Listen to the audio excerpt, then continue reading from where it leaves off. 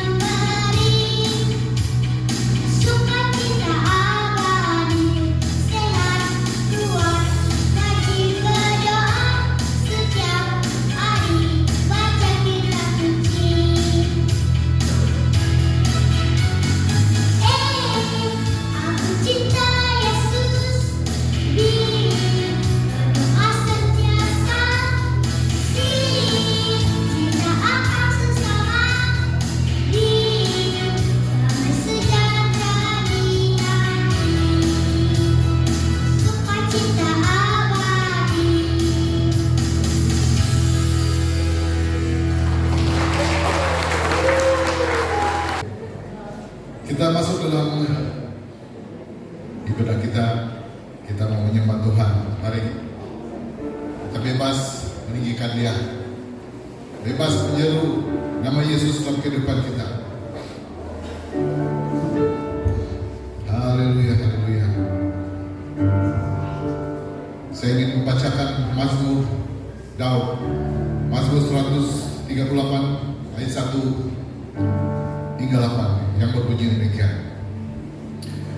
Aku hendak bersyukur kepadamu dengan segenap hatiku di hadapan para Allah. Aku akan bermazmur bagimu. Aku hendak sujud ke arah bukitmu yang kudus dan memuji namamu oleh karena kasihmu dan oleh karena setiamu, sebab kau buat namamu dan janjimu melebihi segala sesuatu. Pada hari aku berseru, engkau pun menjawab aku. Engkau menempahkan kekuatanmu dalam jiwaku. Semua raja di bumi akan bersyukur kepadamu, ya Tuhan, sebab mereka mendengar janji mulutmu. Mereka akan menyanyi tentang jalan-jalan Tuhan, sebab besar kemuliaan Tuhan. Tuhan itu tinggi, namun Dia melihat orang yang hina dan mengenal orang sombong dari jauh. Jika aku berada di dalam kesesakan, Engkau mempertahankan hidupku. Terhadap amarah musuhku Engkau mengulurkan tanganmu, dan tangan kananmu menyelamatkan aku. Tuhan akan menyelesaikannya bagiku. Ya Tuhan, kasih setiamu untuk selama-lamanya. Janganlah kau tinggalkan perbuatan tanganmu. Oh, haleluya. Engkau Allah yang dahsyat. Mari kita menyembah Dia. Mari kita menyembah Yesus Kristus. Allah kita yang dahsyat itu. Terima kasih Tuhan atas kasih setiamu di hidup kami. Sebab Engkau Allah yang setia.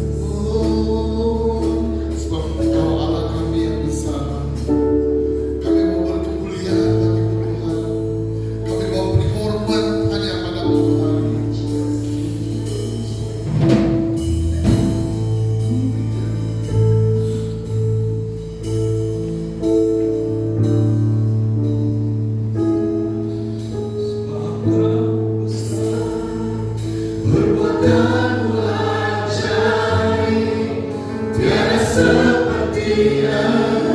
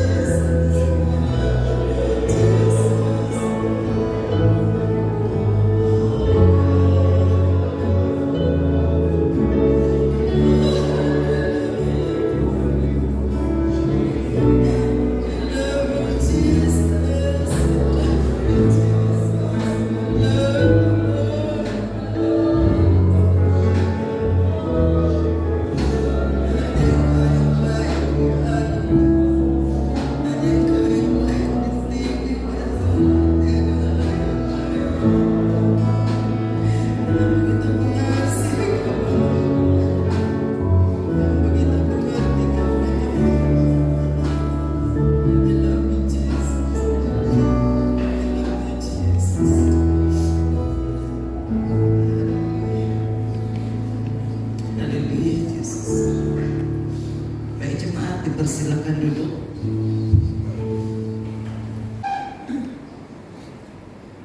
Oke, boleh sekali lagi kita berdiri. Kita akan memuji Tuhan dan awal bersama akan dijalankan. Setelah dalam kita memuji Tuhan, dan terlebih dahulu saya akan berdoa bagi doa pemberkatan bagi persembahan. Bapa kami di surga, kami bersyukur pada-Mu Tuhan karena Engkau sudah baik Bapa dalam setiap kehidupan kami, dalam seluruh jemaat kami Tuhan. Karena berkat-Mu sentiasa Engkau aliri Bapa. Karena kami Tuhan, Engkau Tuhan kami yang ajaib dalam setiap kehidupan kami Tuhan. Karena kami tahu kebaikan Bapa dalam setiap kehidupan kami Tuhan Yesus. Karena Engkau melihat Tuhan setiap apapun keperluan kami Tuhan.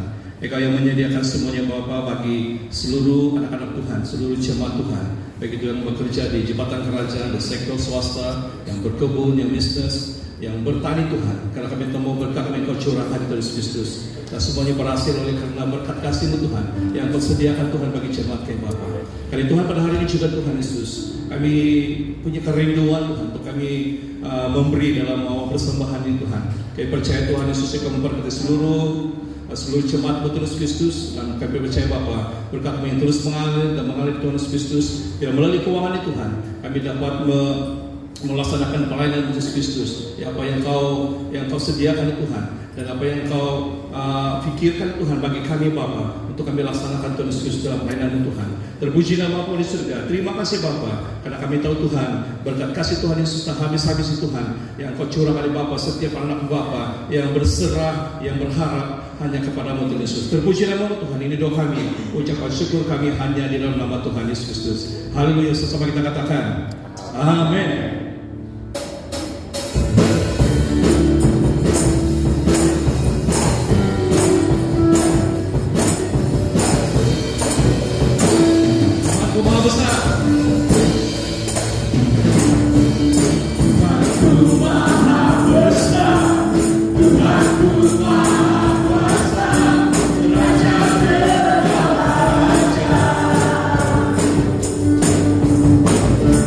Yeah.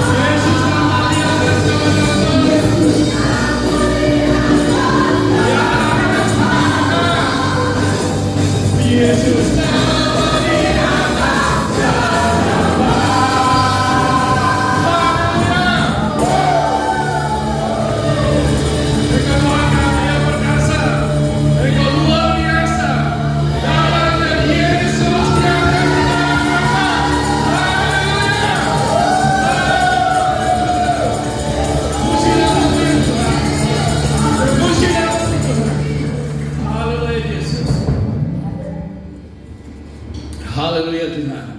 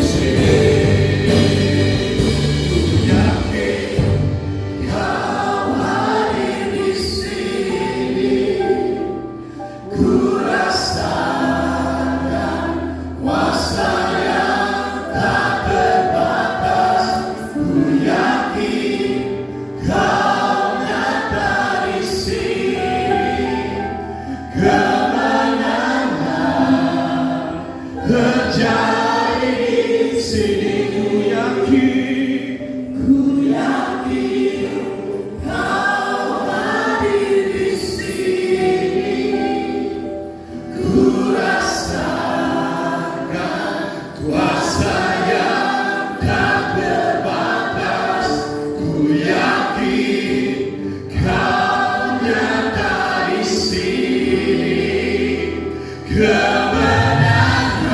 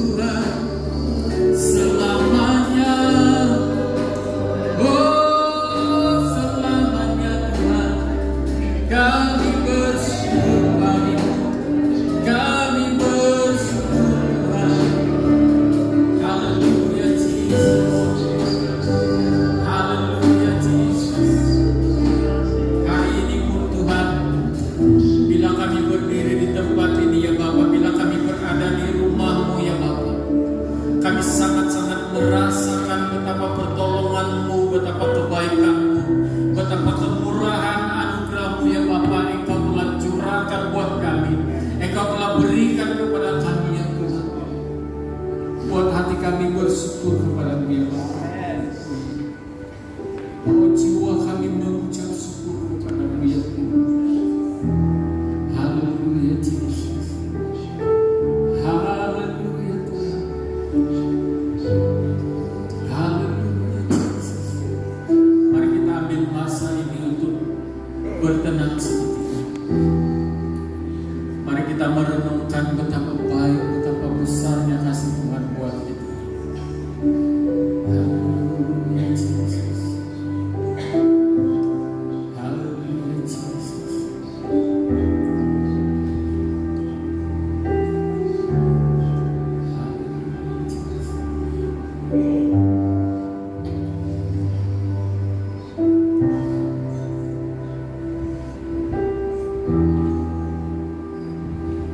Yes, Lord. Kami mau mengungkapkan isi hati kami kepada-Mu ya Bapa.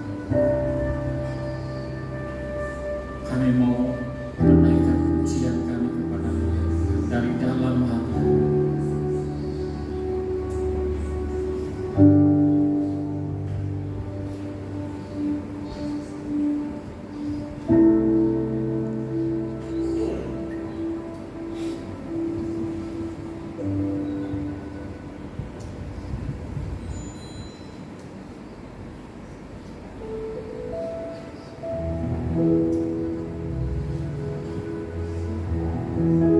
Mari jemaat Tuhan yang dikasihi Tuhan Yesus, kita ungkapkan sesuatu di hadapan Tuhan. Dengan segenap hati kita memuji Tuhan. Dengan segenap hati kita bersatu di dalam pujian ini. Bersama dengan malaikat di sorga kita dapat memuji menyembah Tuhan dalam roh dan kebenaran. Hallelujah.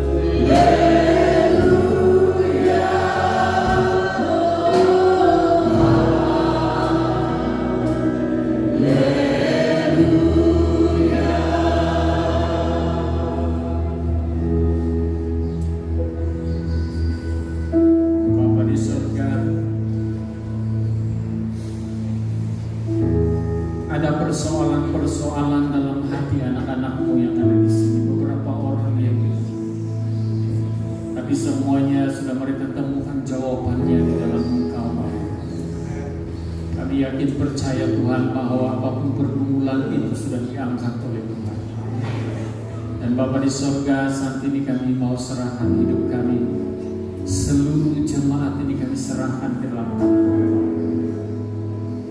Bapa. Sebentar kami akan mendengarkan firman. Berbicara, berkata-katalah ya Tuhan, karena kami rindu dan kami mau mendengar. Kami rindu ya Tuhan, segala kekosongan hari ini terisi penuh dengan firman, hanya kebenaran firman Bapa. Terima kasih Tuhan, biar Roh Kudus-Mu yang membantu kami untuk mencerna firman Tuhan dengan benar, sehingga hidup kami dibangun, diteguhkan di dalam Engkau ya Bapa.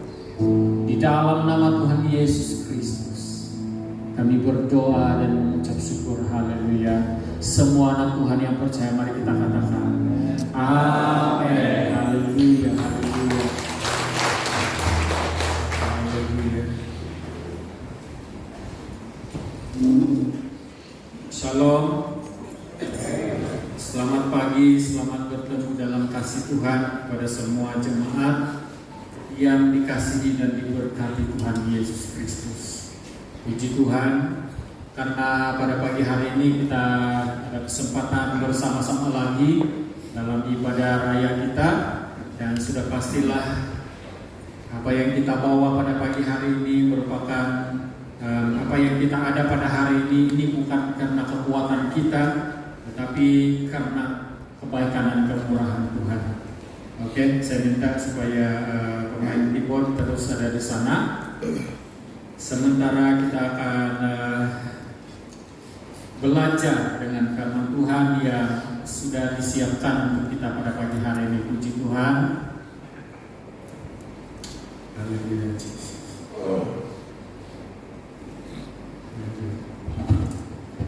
Baik, mari kita merujuk ataupun melihat firman Tuhan yang terdapat di dalam 1 Timotius pasal yang keempat, ayat yang ke-7 dan ayat yang ke-8. Ada 2 ayat, dan saya hanya mengambil perkataan daripada ayat ini yang akan kita belajar pada pagi hari ini. 1 Timotius pasal 4 ayat yang ke-7 dan ayat yang ke-8.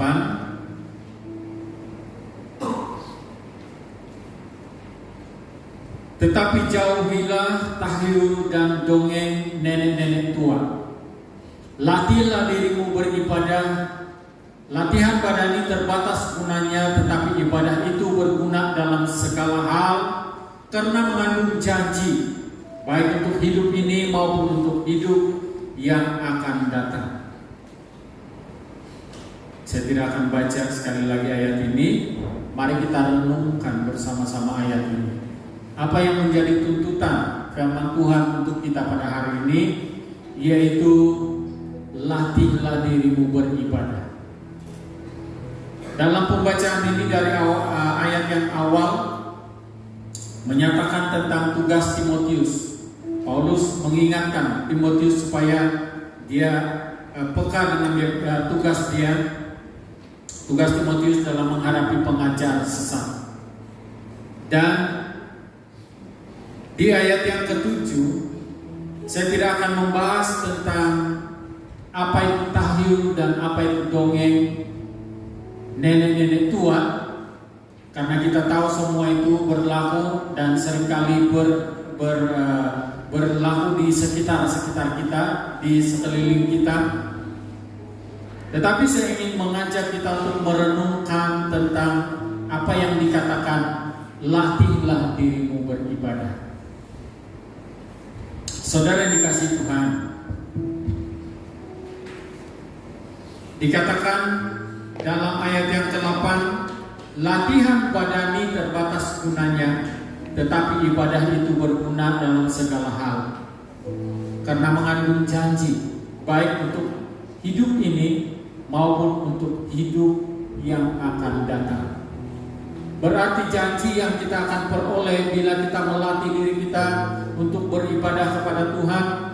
Janji yang kita peroleh adalah janji untuk hidup ini, yaitu hidup semasa di dunia dan hidup selepas kita dari dunia ini.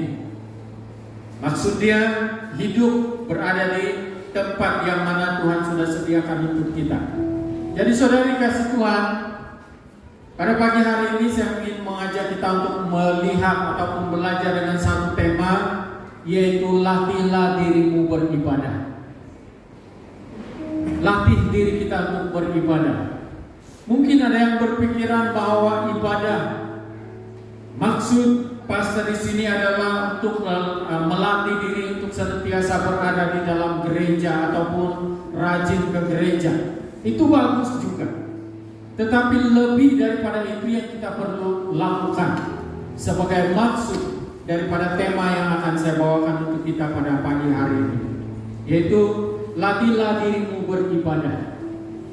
Ibadah, maksud ibadah adalah berbakti kepada Tuhan, berserah kepada Tuhan dan berkomitmen di hadapan Tuhan, melakukan apa yang Tuhan kehendaki, melakukan apa yang Tuhan katakan, dan senantiasa menuruti dengan setia, dengan taat apa yang Tuhan inginkan. Serta apabila kita melakukan pekerjaan-pekerjaan kita, seperti kata firman Tuhan, lakukanlah itu sama seperti kamu lakukan itu di hadapan Tuhan.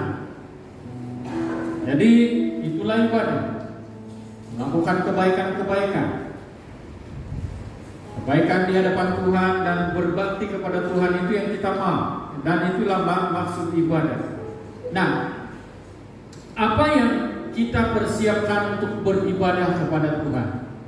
Apabila kita berbicara tentang ibadah kepada Tuhan, maka bagi saya secara pribadi, setiap hari, setiap waktu saya mau mengingat akan ibadah saya di hadapan Tuhan, saya berpikir begini: apa yang saya perlu lakukan untuk ibadah kepada Tuhan? Apa yang perlu saya lakukan? Nah, yang pertama, ada 3 perkara yang saya mau fungsikan. Apa yang saya perlu persiapkan, apa yang perlu kita persiapkan untuk beribadah kepada Tuhan. Karena itulah tuntutan firman Tuhan, latihlah dirimu untuk beribadah. Yang pertama yang perlu kita persiapkan untuk beribadah kepada Tuhan adalah mempersiapkan, menyediakan seluruh tubuh kita, mempersiapkan seluruh hidup kita, mempersiapkan diri kita di hadapan Tuhan. Nah, kalau berbicara tentang mempersiapkan diri, mempersiapkan tubuh, mempersiapkan hidup kita di hadapan Tuhan, itu banyak lagi perkara yang akan kita pikir. Yang pertama tentang kesegaran tubuh. Nah, ini kadang-kadang orang pikir bahwa ini biasa-biasa. Saya pun pikir ini biasa-biasa. Biasa-biasa, dan orang yang biasa-biasa pun boleh pikir tentang hal ini. Tetapi saudara dikasih Tuhan, di dalam gereja itu ada gangguan kuasa-kuasa kegelapan juga yang mengganggu kita, sehingga kita itu kadang-kadang dalam gereja itu tertidur, terlelap. Nah, itu berbicara tentang kesegaran tubuh. Nah, berbicara tentang kesegaran tubuh, kita perlu merawat diri kita, mempersiapkan diri kita, mempersiapkan tubuh kita seadanya, sehabis baiknya untuk beribadah kepada Tuhan. Nah, saudara kasih Tuhan, kesegaran, bagaimana untuk tetap segar di dalam Tuhan. Nah, tadi saya berbicara tentang bagaimana kita mempersiapkan diri datang ke ibadah. Sudah tentulah kita dari rumah, bukan karena tiba-tiba kita berada di gereja. Jangan sampai yang begitu. Kadang-kadang ada orang yang sadar-sadar dia sudah ada di gereja. Itu tiada persiapan namanya.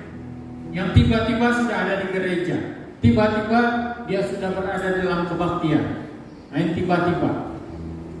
Sepatutnya sebagai orang percaya itu dia sudah tahu bahwa hari ini hari Ahad, hari ini hari untuk beribadah, hari perhentian di untuk beribadah. Maka dia bangun pagi, dia berdoa dan dia mendandani dirinya. Kalau perempuan itu ya perlu mendandani dirinya sehingga sehabis baiknya. Begitu juga dengan laki-laki, jangan perempuan saja, tapi laki-laki tidak perlu lawan mereka. Sehabis baiknya untuk mendandani diri dan mempersiapkan diri. Dan seringkali kita perlu katakan, saya perlu ingatkan diri saya setiap kali masuk dalam ibadah, baik saya sebagai pengkhotbah ataupun sebagai jemaat biasa. Satu hal yang saya tidak mau berlaku dalam diri saya adalah tertidur. Nah, saya pakukan itu dalam kepala saya, jangan saya tertidur waktu khotbah, walaupun khotbah dia panjang 1 jam setengah. Kalau tertidur, saya akan berusaha buka mata, satu di atas, satu di bawah dari mata. Tapi usahakan supaya jangan tertidur. Nah, kita usahakan juga supaya kita ini ada kesegaran untuk memuji Tuhan, menyembah Tuhan. Kita usahakan supaya ada kesegaran. Di mana ada kesegaran, di situ kita akan dapat menikmati apa itu pujian dan penyembahan yang benar. Nah, saudari kasih Tuhan, berbicara tentang kesegaran juga, bagaimana untuk tetap segar di dalam Tuhan. Bagaimana tetap segar di dalam hal beribadah. Nah, dikatakan di dalam Yohanes 15 ayat yang ke-7. Ini perlu diulang-ulang. Yohanes 15 ayat yang ke-7, tinggal tetap di dalam Tuhan dan firman Tuhan tinggal tetap di dalam kita. Baru kita ada kesegaran. Kita akan ada kesegaran kalau kita tetap tinggal di dalam Tuhan dan firman Tuhan tinggal di dalam kita. Karena kalau kita di luar Tuhan, dan firman Tuhan tidak ada dalam hati kita, dalam hidup kita, bagaimana kita katakan kita boleh ada kesegaran? Semua masalah bertimbun dalam hidup kita. Semua yang tinggal di dalam hati dan dalam hidup kita itu semua masalah. Nah, ini yang saya ajarkan kepada bawa pemuda-pemudi untuk berpikir secara kritis baru-baru ini. Seandainya kamu tidak pernah mendengar firman Tuhan, apa yang akan terjadi?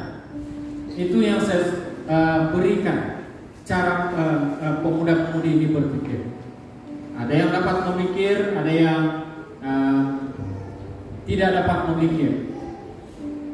Seandainya kamu tidak pernah mendengar firman Tuhan, karena firman Tuhan ini mengajar kita, membentuk kita, menjadikan kita lebih baik.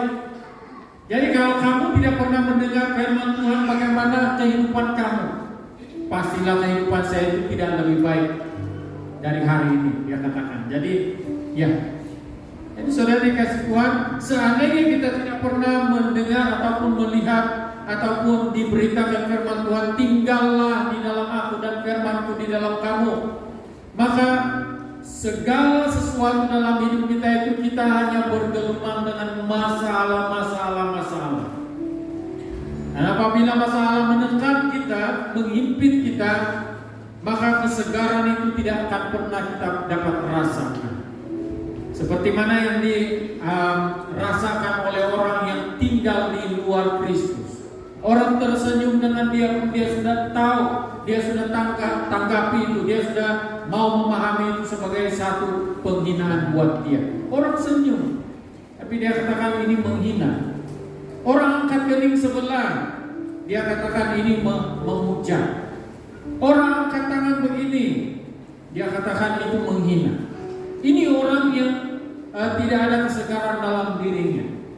Nah, saudara dikasih Tuhan, beruntunglah orang yang tinggal di dalam Kristus, yang melatih dirinya untuk beribadah kepada Tuhan, karena dia ada kesegaran dalam dirinya. Nah, kita perlu persiapkan diri kita ini supaya senantiasa ada kesegaran di dalam Tuhan.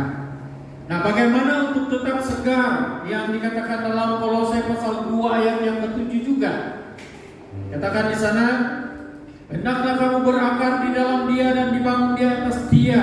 Hendaklah kamu bertambah teguh dan dalam iman yang telah diajarkan kepadamu, dan hendaklah hatimu melimpah dengan subur, berakar, dibangun, bertambah teguh, dan melimpah dengan subur di dalam Kristus Yesus. Itu merupakan kesegaran yang perlu kita pertahankan ataupun perlu kita usahakan dalam diri kita, supaya kita tetap segar, dan dapat beribadah kepada Tuhan. Nah, saudara dikasih Tuhan, bagaimana untuk tetap segar di dalam Kristus ataupun di dalam ibadah juga? Dalam Yeremia pasal yang ke-17 ayat yang ke-7 dan ayat yang ke-8. Diberkatilah orang yang mengandalkan Tuhan, yang menaruh harapannya pada Tuhan. Ia akan seperti pohon yang ditanam di tepi air, yang merambatkan akar-akarnya ke tepi batang air, dan yang tidak mengalami datangnya panas terik, yang daunnya tetap hijau, yang tidak khawatir dalam tahun kering, dan yang tidak berhenti menghasilkan buah. Nah, ini merupakan kehidupan yang segar. Ini merupakan keberadaan orang yang tetap tinggal dalam Kristus, yaitu pertama, dia diberkati oleh Tuhan. Kenapa? Karena dia mengandalkan Tuhan, dia menaruhkan harapannya kepada Tuhan. Dia tidak menaruhkan harapannya kepada hal-hal lain dalam dunia ini. Dia tidak menanti-nantikan orang lain untuk menjadi harapannya, sandaran harapannya kepada Tuhan.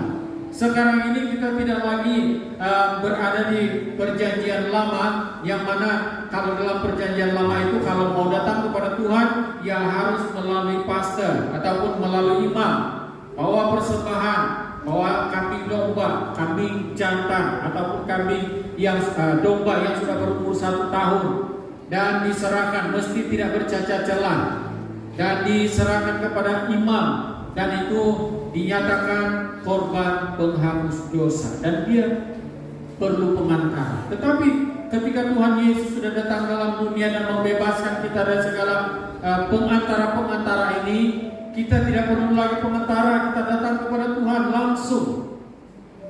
Dan itulah yang menjadi harapan kita, itulah yang menjadi kekuatan kita.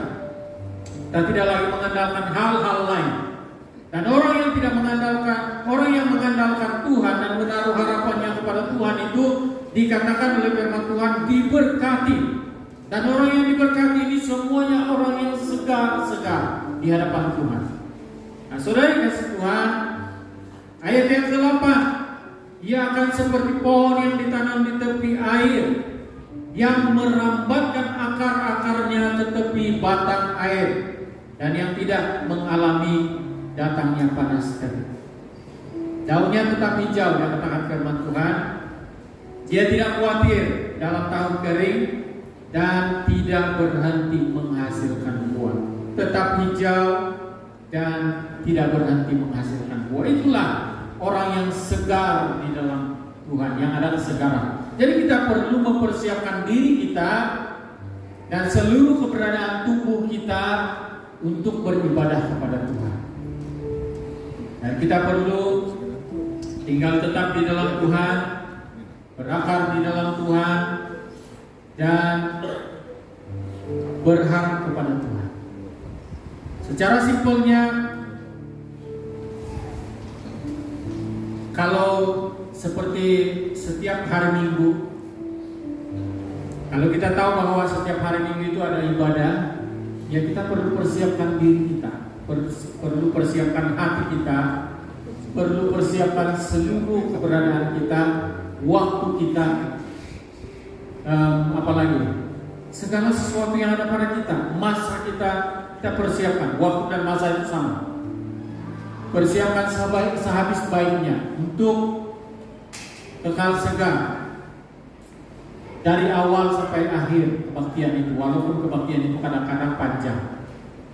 Agar kita, bila kita segar di dalam Tuhan, segar di dalam ibadah, segar karena kita sudah persiapkan sehabis baiknya hidup kita, maka kita itu terisi penuh dengan berkat-berkat firman Tuhan, berkat-berkat ibadah yang kita idam-idamkan setiap minggu. Nah, saudara dikasih Tuhan, kadang-kadang kita perlu ingat bagaimana keadaan 5 gadis yang bijaksana dan 5 gadis yang bodoh. Kadang-kadang ada ramai jemaat yang menjadi 5 gadis yang bodoh. Karena mereka hanya mempersiapkan dirinya dengan ala kadar saja. Ketika firman Tuhan sudah diberitakan, mereka akan menutup pintu hati mereka dan mulai melayani hal-hal lain dalam kehidupan mereka, sehingga firman Tuhan tidak masuk dalam hati mereka, tetapi mereka dipenuhi dengan berbagai-bagai hal yang di luar daripada firman Tuhan.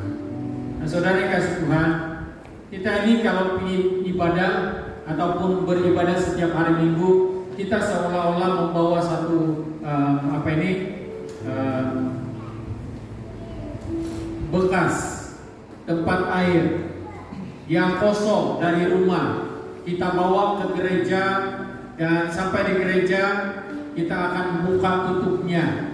Bila kita sudah buka tutupnya, kita tunggu berkat daripada pujian penyembahan, berkat daripada firman Tuhan yang dialirkan, sehingga bekas yang ada pada kita itu penuh.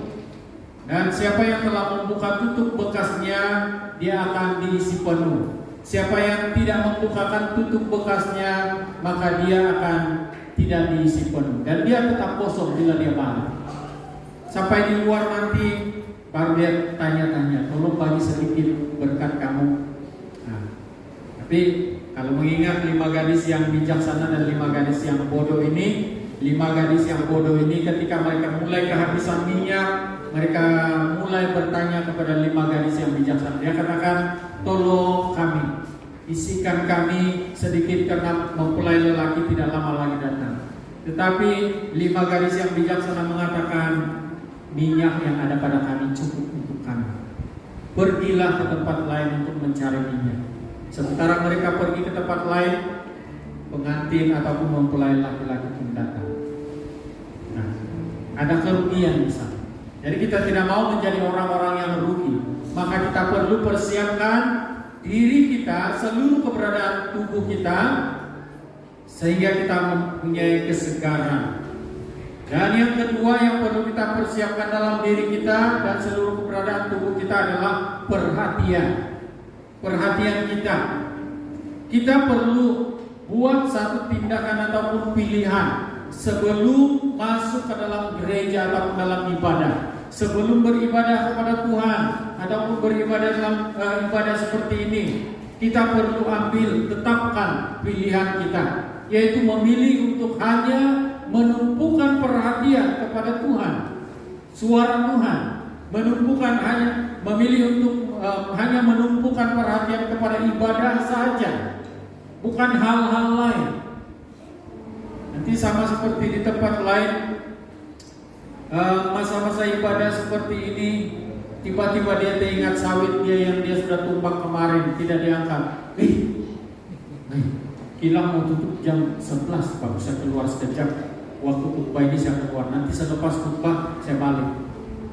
Dia pergi antar sawit, dia pergi kilang. Lepas antar, jam 11.30 dia balik. Ibadah sudah habis, kelihatan dia masih tetap ada di sana. Tetapi sebenarnya dia kosong. Jadi jangan jadi seperti itu.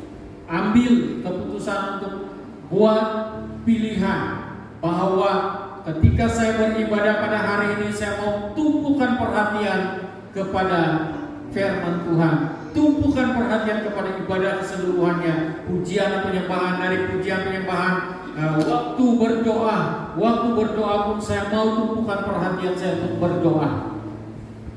Kalau tidak berdoa untuk orang lain, berdoa untuk diri sendiri itu pun sudah cukup. Sudah cukup. Yang penting tumpuan perhatian kita itu betul-betul kepada ibadah. Dan kita juga sebagai gereja Tuhan, kita perlu tumpukan perhatian kita betul-betul kepada ibadah, supaya ibadah itu tidak bercacat celah. Tumpuan kita bukan kepada persembahan yang kita kutip pada hari ini. Kadang-kadang banyak juga gereja yang tumpuan perhatian dia adalah uang persembahan. Kalau sedikit jemaat yang datang, dia katakan, kuranglah persembahan hari ini. Nanti kalau minggu depan kami di luar kawasan, di luar sidang, ada beberapa yang di luar sidang, persembahan si pastor pergi tempat lain minggu depan. Itu bukan tumpuan kita. Itu bukan tumpuan kita. Yang kita perlu tumpukan adalah ibadah kita di hadapan Tuhan. Firman Tuhan katakan, carilah dahulu kerajaan Allah dan semuanya akan ditambahkan bagimu. Yang lain-lain itu akan ditambahkan. Percaya bahwa yang lain-lain itu termasuk persembahan uang itu akan ditambahkan oleh Tuhan. Yang penting kita buat pilihan pada hari ini agar perhatian dan tumpuan kita hanya kepada ibadah saja. Yang ketiga, dalam poin yang pertama ini, persiapkan diri dan seluruh keberadaan tubuh kita, yaitu penampilan kita. Penampilan itu penting.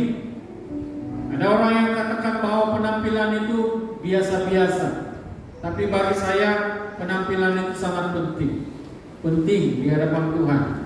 Karena kalau memperhatikan penampilan-penampilan seperti yang saya sudah katakan beberapa siri dalam siri khotbah yang lalu, bahwa dalam penampilan ibadah dan penampilan di tamu-tamu itu sama saja. Kita tidak boleh samakan penampilan kita di tamu-tamu itu dengan penampilan kita dalam ibadah. Karena yang kita hadapi itu adalah raja di atas segala raja. Jadi penampilan, memilih untuk menampilkan diri sehabis baiknya di hadapan Tuhan. Ya, sama seperti membawa korban persembahan yang terbaik. Kata firman Tuhan dalam Bilangan pasal yang ke-28 ayat yang ke-19. Kalau dikatakan di sana, dan haruslah kamu mempersembahkan kepada Tuhan sebagai korban api-apian, sebagai korban bakaran 2 ekor lembu jantan muda, 1 ekor domba jantan dan 7 ekor domba berumur setahun. Haruslah kamu ambil yang tidak bercela.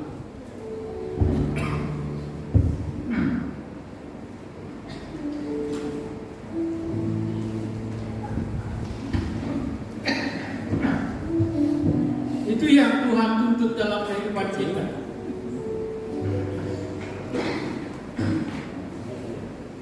Penampilan sangat penting. Menampilkan diri sehabis baiknya di hadapan Tuhan. Seperti mana yang dituntut. Oke, terima kasih karena baru saya paham sudah ada ayat.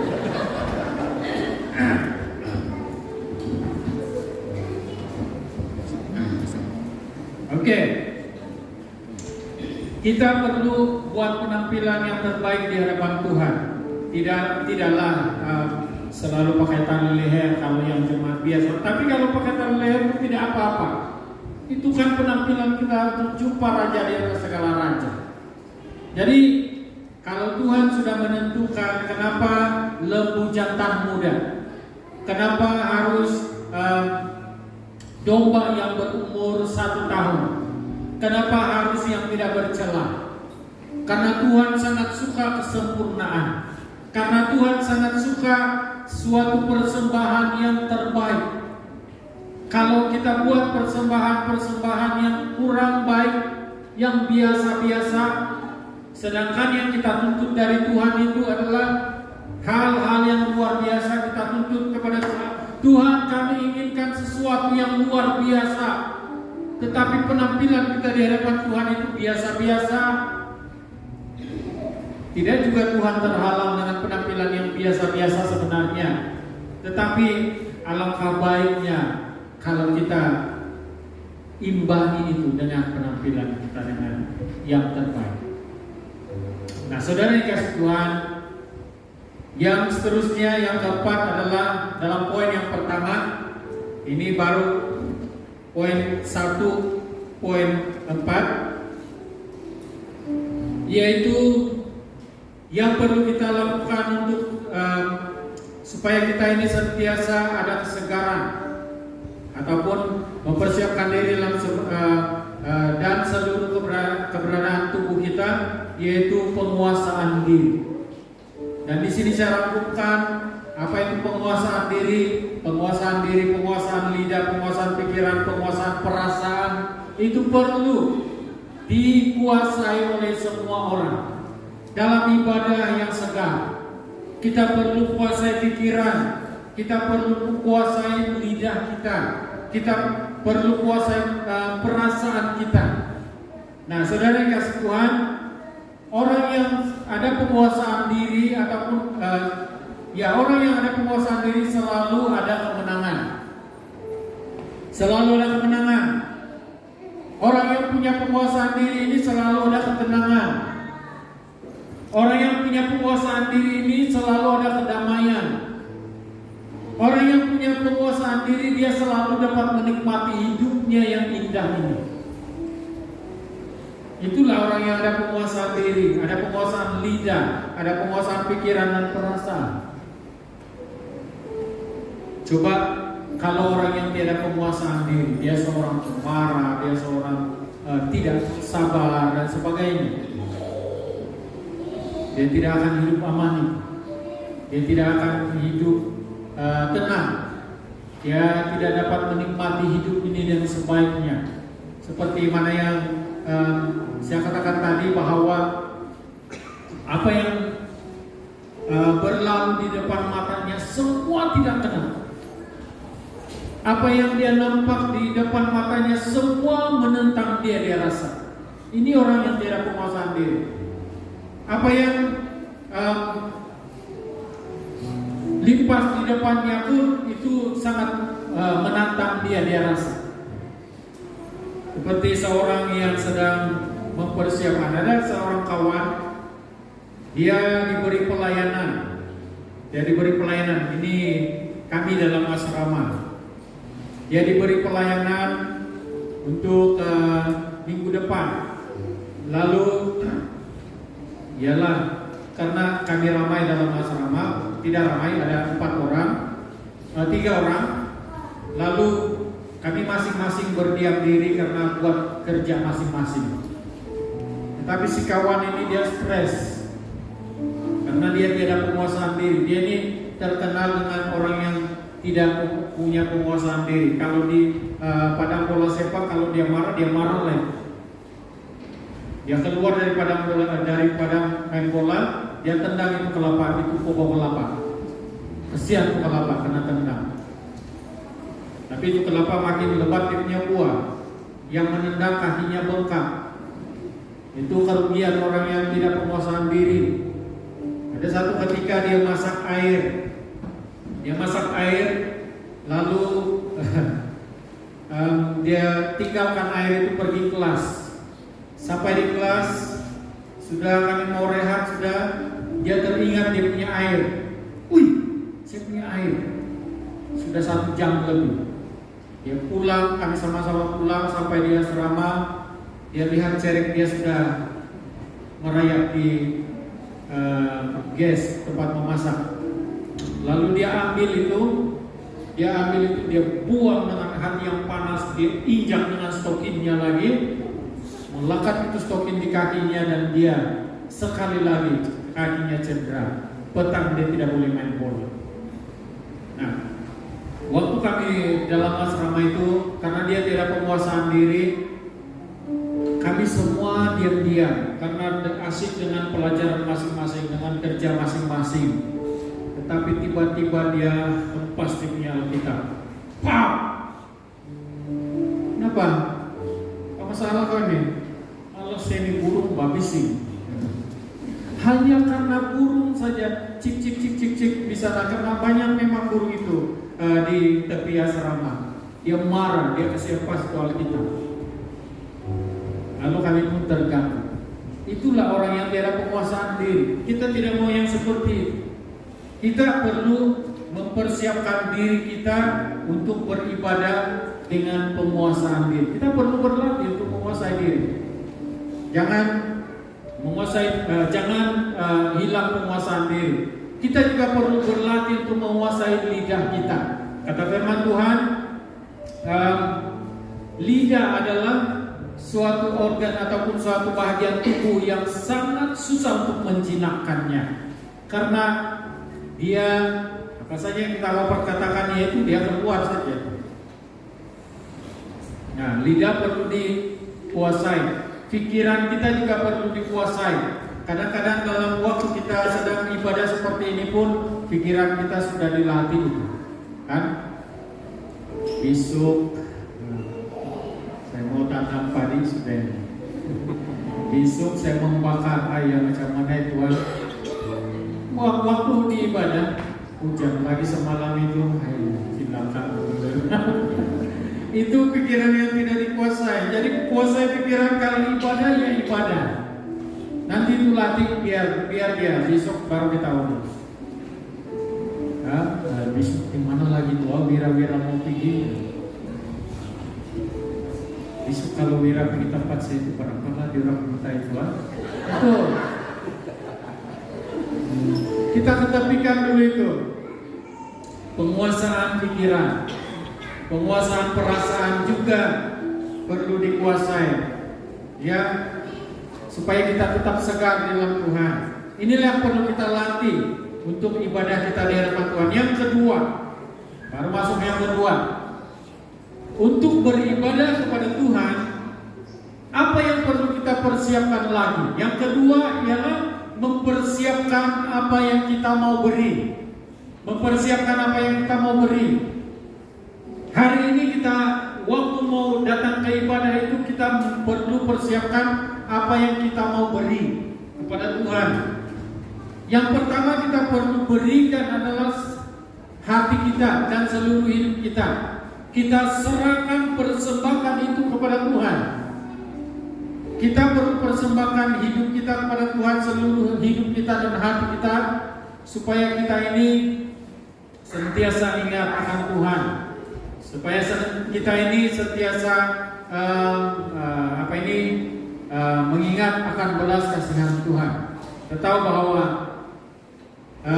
belas kasihan Tuhan itu terlalu besar untuk kita. Tidak dapat kita balas. Kita tidak dapat membalas walau sedikit pun tentang belas kasihan Tuhan untuk kita. Tapi apa yang dapat kita berikan adalah hati kita dan hidup kita. Kita berikan kepada Tuhan. Kita persembahkan kepada Tuhan. Yang kedua, yang perlu kita persembahkan ataupun persiapkan untuk mau kita berikan kepada Tuhan adalah persembahan yang terbaik. Persembahan yang terbaik. Persembahan, kalau berbicara tentang persembahan, ini bukan saja berbicara tentang uang persembahanmu, tetapi waktu engkau mengangkat pujian, waktu engkau mengangkat penyembahan di hadapan Tuhan, apakah itu adalah persembahan yang terbaik yang kau berikan kepada Tuhan? Apakah itu sedang engkau lakukan persembahan yang terbaik atau tidak? Jadi kita perlu beri yang terbaik, persiapkan apa yang kita mau beri, yaitu persembahan yang terbaik di hadapan Tuhan. Selain daripada itu, berbicara tentang uang persembahan dan persepuluhan, kita beri yang terbaik. Siapkan apa yang kita berikan. Kalau hari ini kita tetapkan, saya tidak mau berikan lagi uang yang berwarna hijau kepada Tuhan. Saya mau berikan uang yang berwarna apa? Merah, oranye. Apa yang tulis dia 50 itu apa warna dia? Apa? Kelambu. Abu-abu itu kan? Coba tengok duit 50 ringgit kamu. Apa warna dia? Abu-abu. Baik. Abu-abu 100. Abu-abu. Kemudian purple. Purple kayak yang ada 2 kosong itu.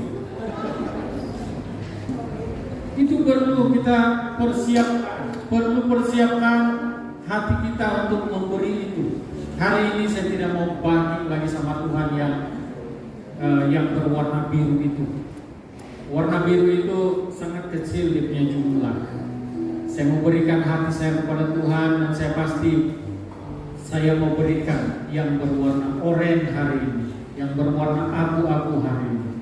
Nah, apabila kita sudah persembahkan yang terbaik di hadapan Tuhan, kita yakin percaya Tuhan itu tidak akan terlelap, tidak pernah tertidur, tidak pernah berdiam diri, tidak pernah menutup mata, tidak pernah menutup telinga untuk apa yang kita perlukan. Semua Tuhan tahu. Jadi berilah persembahan yang terbaik. Persembahan yang terbaik juga yang keluar dari perbendaharaan seseorang yang berserah kepada Tuhan adalah usaha dan komitmennya. Puji Tuhan, saya sangat bersyukur melihat jemaat di sini, para pemimpin yang begitu berkomitmen tinggi untuk pelayanan, begitu berkomitmen tinggi untuk pembangunan, begitu berkomitmen tinggi dalam segala hal. Itulah yang menjadi persembahan kamu di hadapan Tuhan. Dan teruskan itu, bahkan pertingkatkan lagi di hadapan Tuhan. Semalam bila saya melihat ini sepanjang hari kemarin itu makan saja dari pagi sampai ke petang. Nah, nampaknya periuk nasi kami itu tidak terpakai kemarin. Nah, semalam bila selesai ibadah jam 11 kalau saya tidak silap, ada pencobaan yang datang. 2 kali saya undur begini, karena rasa-rasa mau makan juga itu jeruk ikan. Saya tahu betul macam mana rasa dia itu. Saya tahu betul macam mana rasa. Walaupun saya berada katakan keras-keras dia ini pastor, ataupun si ketua Richard katakan pastor itu. Hampir sudah saya begini, sudah ambil piring, tapi ini malam ini tidak boleh makan. Terlampau banyak makan.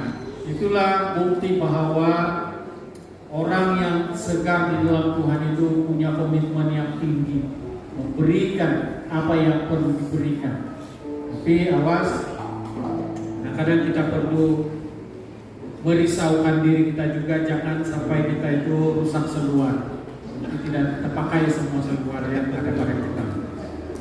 Jadi yang ketiga, kita perlu latih diri kita untuk beribadah dan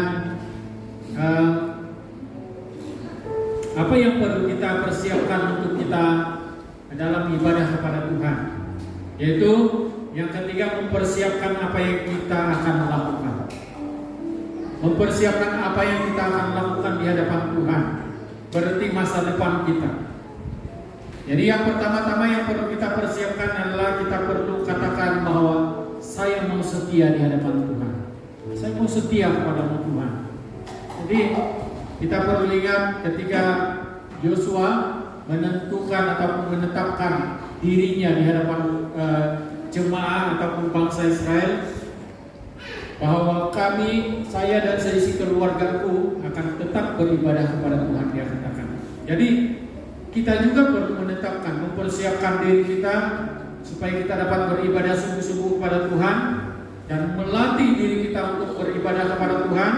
Kita persiapkan apa yang kita akan lakukan, baik diri kita ataupun untuk anak-anak kita. Kita persiapkan apa yang anak-anak ini akan hadapi pada masa akan datang. Mereka perlu dipertajamkan, mereka perlu beritakan firman Tuhan, dan mereka perlu membawa diri mereka yang penuh dengan firman Tuhan dimanapun mereka berada pada masa akan datang. Jadi kita perlu melakukan dengan setia hal ini, mempersiapkan apa yang perlu kita lakukan di hadapan Tuhan. Melakukan dengan setia apa yang kita dengar dalam firman Tuhan.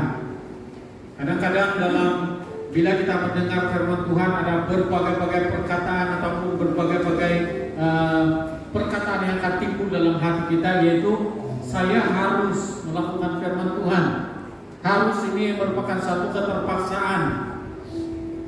Dan juga ada yang berkata saya akan usahakan. Nah, saya akan usahakan itu belum tentu, tapi akan ada usaha. Ada juga yang mengatakan saya akan coba. Pastor, saya akan coba sebaik mungkin. Baik kalau ada perkataan seperti itu. Ada juga yang mengatakan apa yang saya dengar hari ini saya akan lakukan setakat mana yang termampu. Nah, saudara dikasih Tuhan, ada juga yang mengatakan saya mau lakukan. Dan kalau saya mau pilih pada hari ini perkataan saya mau lakukan.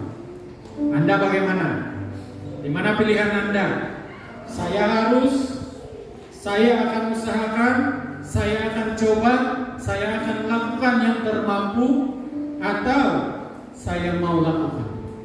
Coba saudara yang kasih Tuhan, letakkan keinginan Anda ataupun letakkan keputusan Anda pada hari ini, yang mana satu engkau mau. Jangan saja yang ataulah. Sebab saya sudah sebut tadi, saya akan usahakan, saya akan coba, saya akan lakukan yang termampu, atau saya mau lakukan. Yang atau itu tidak perlu. Kalau Anda mau katakan saya mau lakukan, itu berarti Anda punya komitmen yang sangat tinggi. Jadi, saudara dikasih Tuhan, latihlah dirimu untuk beribadah. Biar kesegaran tubuh kita itu, kesegaran hidup kita, kesegaran iman kita itu tetap ada dalam kehidupan kita. Latihlah dirimu beribadah dan persiapkan apa yang kau mau berikan kepada Tuhan. Sama ada itu persembahan kita secara tubuh, persembahan kita dalam ujian penyembahan, persembahan kita yang secara keuangan, persiapkan itu. Latih dirimu untuk beribadah dalam hal itu. Yang ketiga, latih dirimu beribadah, persiapkan apa yang akan kita lakukan. Dan apa yang perlu kita lakukan, yaitu menurut saya, kalau saya yang ditanya, saya akan pilih saya mau lakukan. Nah, persiapkan itu. Saya mau lakukan apa yang Tuhan sudah katakan. Nah, saudara dikasih Tuhan, latih diri kita untuk berharap kepada Tuhan.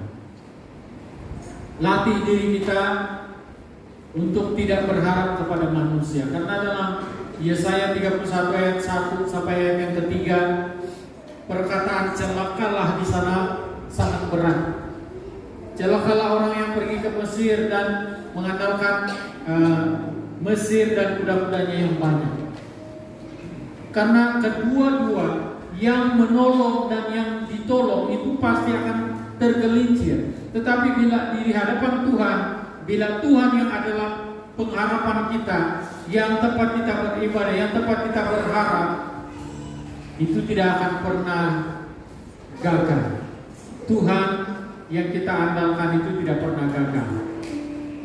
Dan saya mau katakan begini, jangan gunakan ataupun jangan menunggu iman orang lain untuk mendapatkan jawaban bagi persoalanmu. Latih dirimu untuk menggunakan imanmu. Seperti seorang perempuan yang telah 12 tahun, ini juga disentuh semalam, seperti seorang perempuan yang sudah 12 tahun menderita pendarahan. Dia sudah menghabiskan harta bendanya untuk perawatan, tetapi dia tidak sembuh-sembuh. Tetapi bila dia nampak, lihat Tuhan Yesus, dia sendiri datang kepada Tuhan Yesus dan dia katakan, asal ku jamah saja jubah-jubahnya, saya akan sembuh. Bukan orang lain yang menjamah untuk dia, ataupun bukan dia tidak katakan, Petrus, tolong pegang ujung jubah Tuhan Yesus dan berikan kepada saya supaya saya sembuh. Tidak. Dia katakan kepada dirinya, asal ku jamah saja. Lalu dia pergi dan menjamah ujung jubah Tuhan Yesus dan dia sembuh. Alangkah baiknya kalau 12 tahun sebelum itu dia sudah jumpa Tuhan Yesus. Tapi tidak, itu rancangan Tuhan. Nah, saudara yang kasih Tuhan, sekali lagi saya mau katakan di sini, ingat baik-baik, pada hari ini tanggal 21 bulan 8 2022 ini sudah dinyatakan, sudah diberitakan untuk kalian dan untuk kita semua. Jangan gunakan ataupun jangan menunggu iman orang lain untuk mendapatkan jawaban bagi persoalanmu, atau atau keperluan hidupmu. Kita kena latih diri kita untuk menggunakan iman kita sendiri. Kita kena latih iman kita untuk berdoa sendiri, datang kepada Tuhan secara pribadi. Itulah sebabnya juga kita perlu sentiasa latih diri kita untuk beribadah kepada Tuhan. Latih diri untuk berdoa. Jangan dari muda sampai ke tua, sampai ke putih rambut tidak pandai doa, masih tidak pandai berdoa.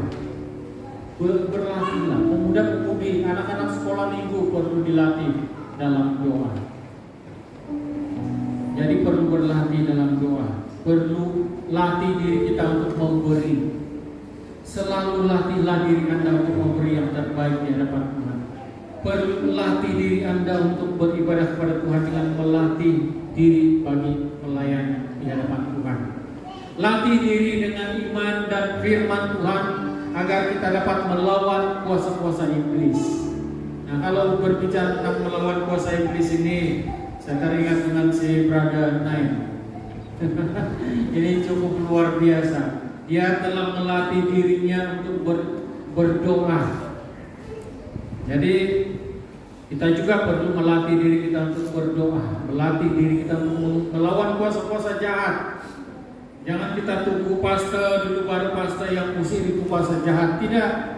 Kita sudah diberi kuasa oleh Tuhan untuk mengusir kuasa iblis, mengusir setan-setan, kata firman Tuhan. Kamu telah diberikan kuasa, jadi gunakan kuasa itu. Dalam nama Tuhan Yesus pergi. Dalam nama Tuhan Yesus yang patahkan palang-palang besi yang dipasang oleh iblis.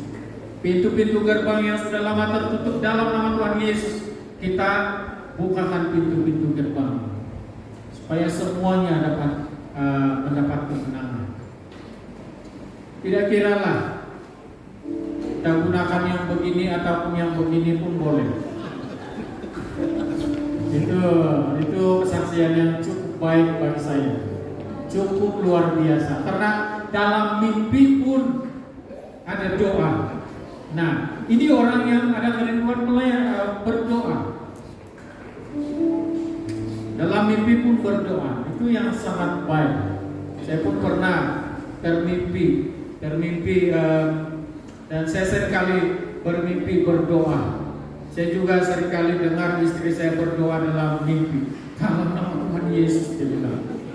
Jadi saya biarkan saja, bila dia sudah tidak boleh bergerak, saya picit dia punya jari, baru dia terbangun. Nah, jadi berdoa, latih diri untuk berdoa, latih diri untuk menggunakan iman dan firman Tuhan agar kita dapat melawan iblis, bukan melayan iblis. Kadang-kadang kita itu suka melayan iblis. Kalau iblis berikan kita pemikiran, berikan kita penglihatan, dia kita layan saja. Jangan, kita perlu lawan. Nah, kita perlu juga latih diri kita untuk berpikiran positif, berpikiran kritis. Nah, seperti yang saya sudah, tapi itu baru fase 1 saya berikan kepada pemuda-pemudi, dan mereka perlu diberikan lagi fase kedua untuk pikiran kritis. Bagaimana mengkritisi sesuatu ataupun sesuatu. Kenapa mineral water ini ada begini? Nah, pikir secara kritis, supaya kita tidak perlu bawa cawan. Nah, itu pikiran kritis. Ada cawan sedia yang pakai buah. Nah, begitu. Jadi perlu latih diri untuk menjadi taat, menjadi setia, latih diri untuk menjadi kudus. Jangan hanya melatih diri untuk menjadi kurus, tetapi makannya tidak berhenti dari pagi sampai malam, macam mana mau kurus. Tapi latihlah diri Anda menjadi kudus di hadapan Tuhan. Kesimpulannya, marilah kita dengan tekun mengusahakan diri kita agar kita berada di tahap di mana kita dapat menyenangkan hati Tuhan. Dan kita untuk mencapai tahap itu kita perlu mulai terus-menerus melatih diri kita untuk beribadah kepada Tuhan. Kata firman Tuhan, kalau kamu melakukan segala sesuatu, lakukan itu seolah-olah kamu sedang melakukan di hadapan Tuhan. Maka mari kita mulai latih diri kita. Yang sudah berada di level ini, latih lagi diri Anda untuk mencapai level yang seterusnya. Latih sehingga kita mencapai tahap di mana yang Tuhan berikan kepada kita. Dan kita bersyukur pada hari ini karena kita berada di level ini. Jadi kita mau mengucap syukur kepada Tuhan. Baik, sampai di sini renungan yang saya bawakan kita pada pagi hari ini.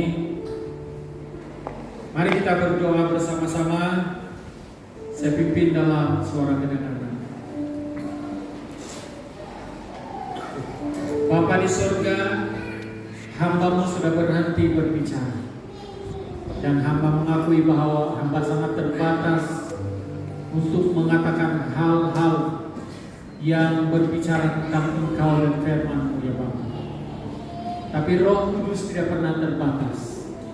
Roh Allah yang ada pada kami itu akan membantu kami untuk mengerti, menolong kami untuk mencerna firman Tuhan, sehingga apa yang benar, apa yang sudah kami dengar, yaitu kebenaran firman-Mu itu menjadi bagian hidup kami. Terima kasih Bapa. Di dalam nama Tuhan Yesus kami sudah berdoa dan mengucap syukur. Haleluya. Amin. Baik, terima kasih untuk perhatian semua. Tuhan memberkati kita.